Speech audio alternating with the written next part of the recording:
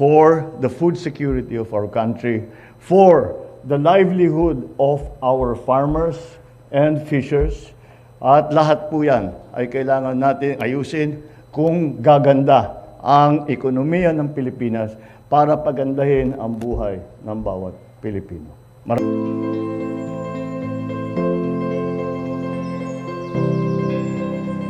Ladies and gentlemen, the President of the Republic of the Philippines, His Excellency Ferdinand R. Marcos Jr. Ating legislature, Representative Nicanor Briones, classmate ko dati sa House, the 14th Congress. Matagal na pinag-usapan na namin ito noon pa. Cooperative Development Authority Chairperson Yusek Joy Encabo, the Bureau of Internal Revenue Commissioner Jun Lumagi, National Cooperative Sector, my fellow workers in government, lahat ng ating mga bisita, welcome to Malacanang Palace. Magandang umaga po sa inyong lahat.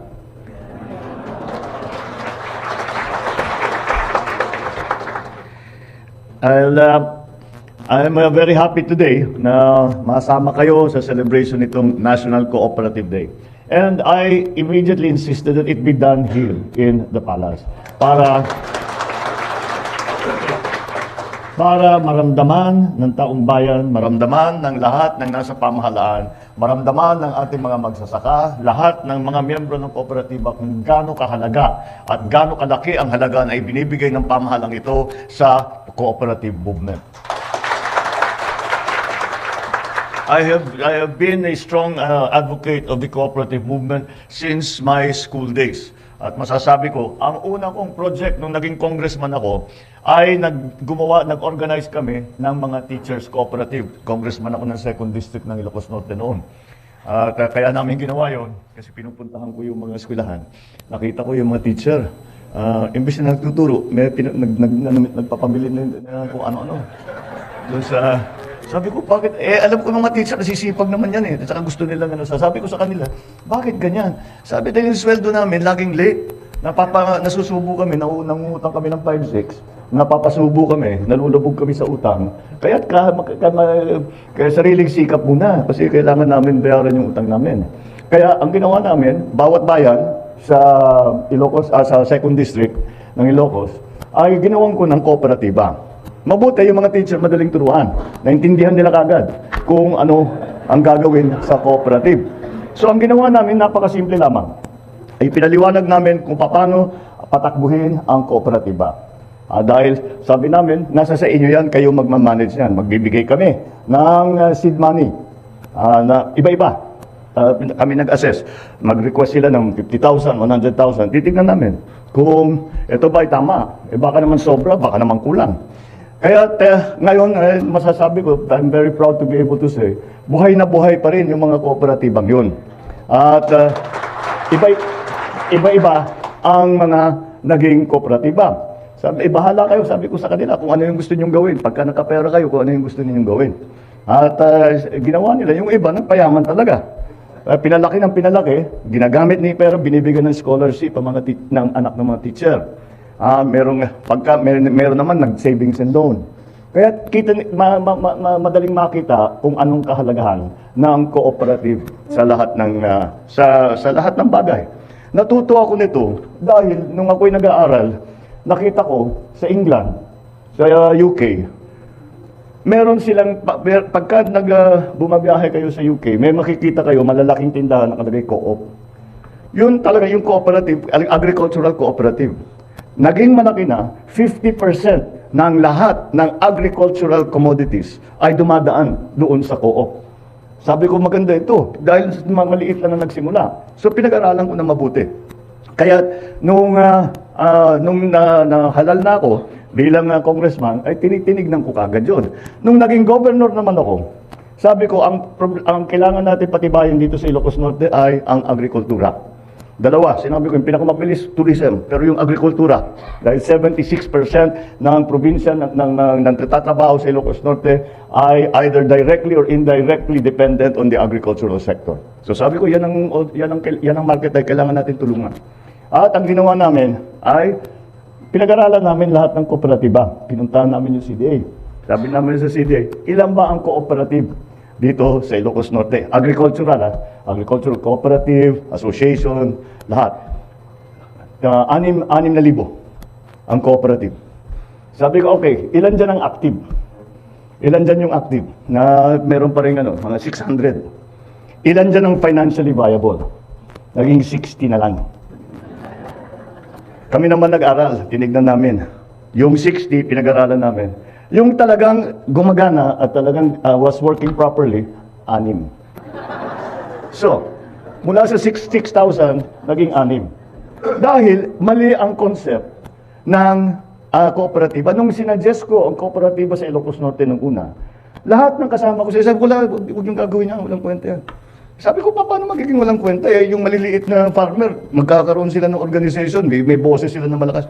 Kasi, ang traditional, sasabihin ng congressman, sasabihin ng governor, sa kasama niya, nakakuha ko ng pera para sa cooperative. Magtayo kayong cooperative para may pera kayo. Okay, so meron tayong 1 million, sabihin natin. Yung 1 million ibibigay dun sa cooperative. After 1 year, 1 year and a half, boss, naubos na yung pera namin. Sabi ko, hindi niya naintindihan. Hindi ganyan ang cooperative.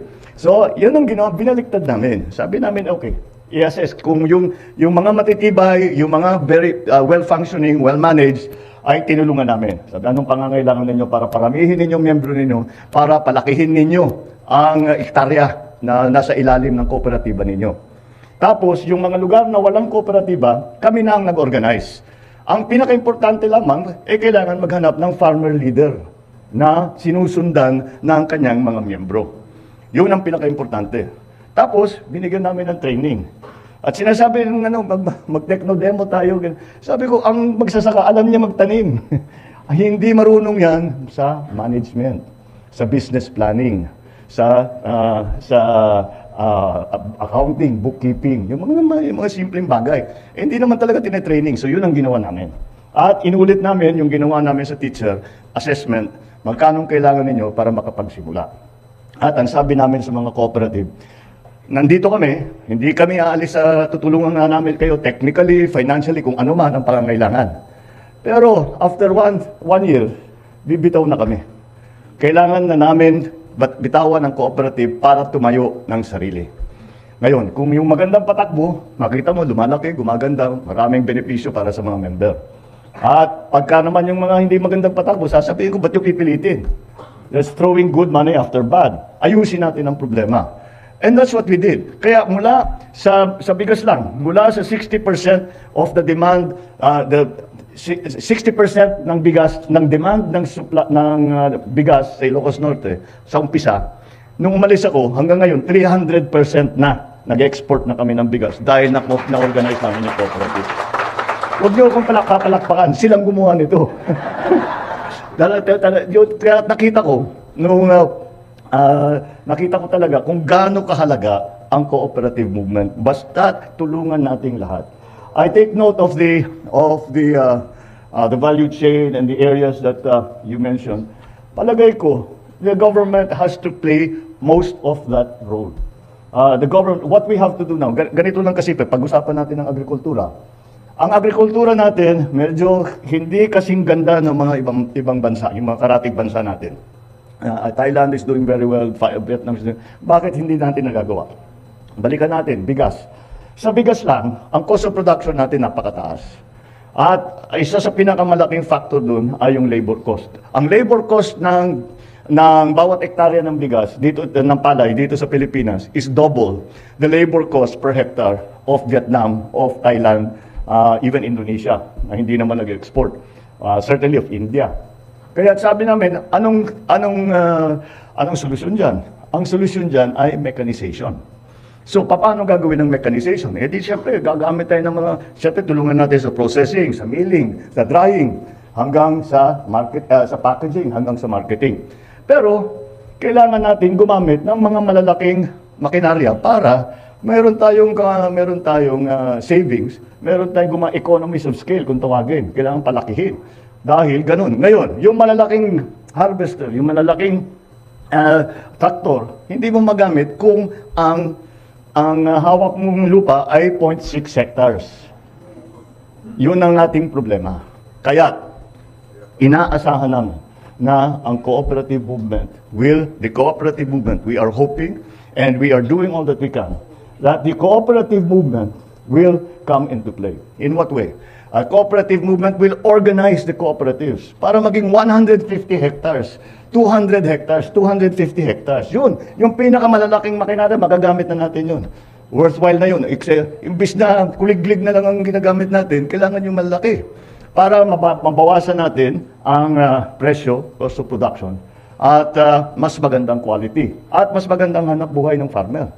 Kaya yun ang ating ginagawa ngayon. And that is how I see the role of the cooperative movement today. Is that cooperative movement is very closely related to agriculture. Because for the simple reason that we need to consolidate our farmers.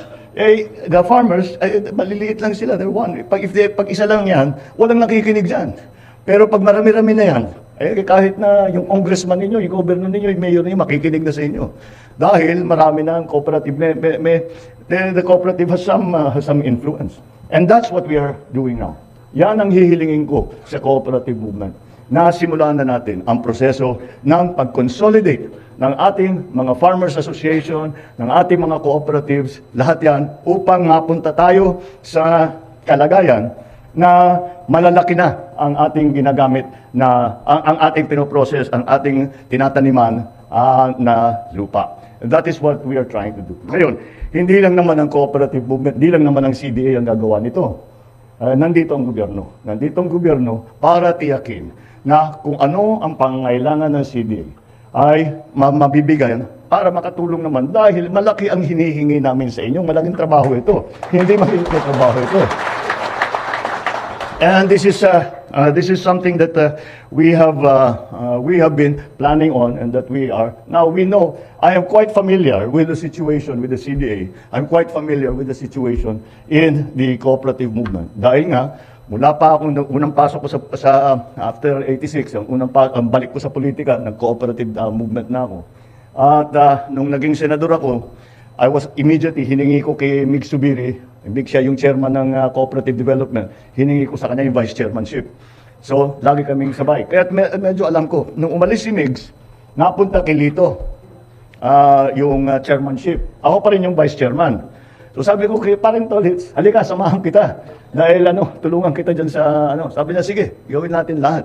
Kaya alam ko, and as a matter of fact, that 15 years ago, the charter was written by me when I was still the vice chairman of the Committee on Cooperative Development in the Senate. Kaya I have a very good idea of what the what the CDA, for example, needs. Ang CDA, sa dami ng hinihingi natin sa kanila, wala silang opisina sa region. Wala silang opisina sa wala silang tao sa ganito. So, we will change that. We will fully support. We will fully support. I think in the amendments that we have put in to the cooperative development law, this will remedy much of the situation. Siyempre, hindi naman lahat ng problema ay maayos natin. Ngunit, asahan ninyo na nauunawaan ninyo ng Pangulo ninyo, ng buong pamahalaan, kung gaano kahalaga ang ginang trabaho ng cooperative movement. Kaya kailangan talaga kapit-bisig tayo rito dahil malaking trabaho ito at huwag natin kakalimutan na lagi na kuminsan, madalas ko na ipaalala ito Kaya kuminsan, yung sa agri, lagi natin pinag-usapan production. Ngunit, kailangan din natin tiyakin na maganda naman ang hanap buhay ng ating magsasaka. Na sasabihin natin, magbebenta tayo ng bigas na napakababa. Yung palay, bibili ng 12 pesos. Paano lugi masyado yung farmer. Kaya, yung cooperative ang solusyon dyan. Dahil kung may kinikita, ang mga farmer, ang mga operation ng mga farmer, pupunta sa cooperative, miyembro siya, meron siyang ganansya, may tubo siya doon sa kanyang ginagawa. And that's why, again, that is why, once again, I stress how central the cooperative movement is to all of that we are planning to do.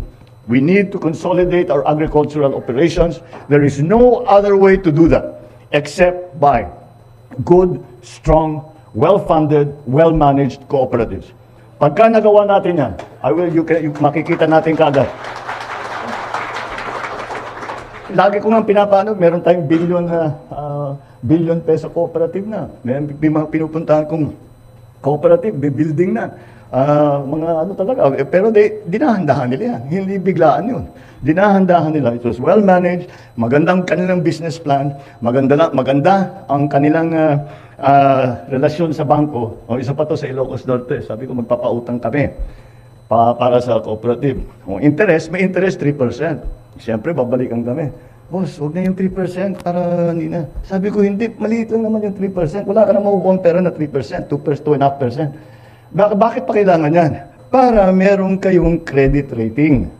Para nakikita ng bangko, yung utang ninyo, regular kayo nagbabayad, mataas ang credit rating yung pag nangailangan kayo mangutang ulit, makakautang uli kayo. Yung mga ganong klaseng bagay na kailangan natin ituro, na napakasimple lang naman. Para sa atin, napakasimple. Pero, siyempre, it's not part of their experience. So you cannot expect people to know how to manage this kind of thing. So, that is what we are trying to do now. We are strengthening the cooperatives. Not only the financial assistance is only a small part. Ang talagang kailangan patibayin ay ang management ng cooperative. Kailangan magaling ang nag-manage. Kailangan leader ang nagmamanage. Kapag kausap mo yung leader ng cooperative, sigurado ka, susunod yung buong cooperative dun sa plano ninyo. Yung pinag-usapan niyo, yung pinagkaisahan ninyong plano. And that is what we are trying to promote. And that is where the cooperative movement needs to be strengthened. And that's where the government comes in and will assist in every way that we can. Para naman yung ating kooperatiba, yung ating ginagawa na consolidation ay ating ginagawa na consolidation ay matuloy na at maganda na magamit na natin. Meron tayong tinatawag yan na RCEF na nagbibigay ng mga makinarya. Pero kung hindi malaki ang hinahawakan ng cooperative na lupa, hindi nila magamit yun. Yung mga ibang cooperative, ang nangyayari, pinapaarkilan na lang yung gamit, hindi naman nila ginagamit, they just rent it out. So hindi tama yun because yung production nila hindi gumaganda. So let us continue to think, let us continue to concentrate on the strength of the cooperative movement, the strength of the cooperatives, their financial viability, their management skills and capability, lahat yan. Kung kailangan natin turuan natin. At marami namang magaling dyan. We have many examples of people who have done very, very well with their cooperative. And pinayaman na nila yung kooperatiba nila. Marami silang binibigay sa member nila na benepisyo. And this is where we want to get. So, I look forward to the continued partnership between the cooperative movement and even the heightened participation in executing these programs, including those that concern food, transportation, security, financial literacy, and social services. So more than just the celebration of Cooperative Month, which we annually observe every October, this event is also an opportunity to acknowledge the existing problems that hound our cooperative sector. In my previous SONA last July, I have mentioned the need to amend the Cooperative Code of 2008 to ensure a stronger and more dynamic cooperative sector, especially assisting more farmers and fisherfolk to increase their production. So we have endorsed the inclusion of the proposed amendments na binigay sa amin ng LEDA. And we will continue to work on this. But we have to work together. The government cannot do it by itself. The cooperatives cannot do it by itself. We really have to work together. Kaya tama yung aming ginagamit na tinatawag is the whole of government approach. The whole of nation approach. Yun ang ating ginagawa. Kasi hindi naman isang, sasabihin, DA lang ang hahawak niyan, CDA lang ang hahawak niyan. Hindi maaari. Hindi na ganun. Iba na mundo ngayon. Kailangan everything is interconnected. And we all have to work together in the right way to bring the results that we are hoping for the food security of our country, for the livelihood of our farmers and fishers. At lahat po yan ay kailangan natin ayusin kung gaganda ang ekonomiya ng Pilipinas para pagandahin ang buhay ng bawat Pilipino. Maraming salamat sa inyo lahat. Magandang umaga po.